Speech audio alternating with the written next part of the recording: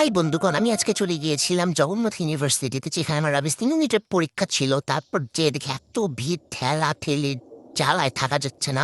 এরপর পরীক্ষা দিয়ে বেরোয় এসে চলে গেলাম সম্রাট বাহাদুর শাহ জাফর উদ্যানে, যা হচ্ছে ভিক্টোরিয়া পার্ক নামে পরিচিত। সেখানে যে আমি এবং আমার মা ফুচকা খেলাম। ফুচকাওয়ালা মা ফুচকা বানাচ্ছিল, আমি বলছিলাম যে মামা ঝাল একটু বাড়াই দিয়ে।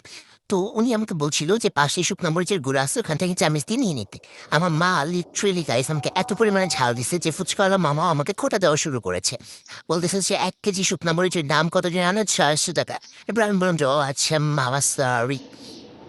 এরপর গাইস ফুচকাওয়ালা মামাও আমাকে খোঁটা দেয় লিটারেলি।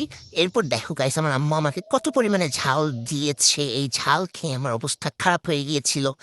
যাই হোক, এরপর দেখো একটা সুন্দর গম্বুজ টাইপের কিছু, একটা খাম্বা টাইপের, যাই হোক এটার নাম আমি জানি না। এরপর এখানে আসলে, এই পার্কে আসলে তুমি অবশ্যই কপোতের দেখা পাবা।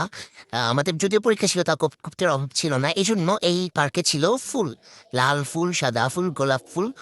যাই হোক, আমার গোলাপ দেওয়ার মানুষ নাই, তাই আমি গোলাপ কিনি নাই।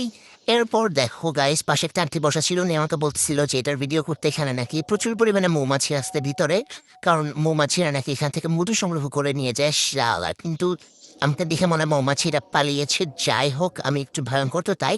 এরপর আসার সময় দেখো গাইস, উপচে পড়া ভিড়।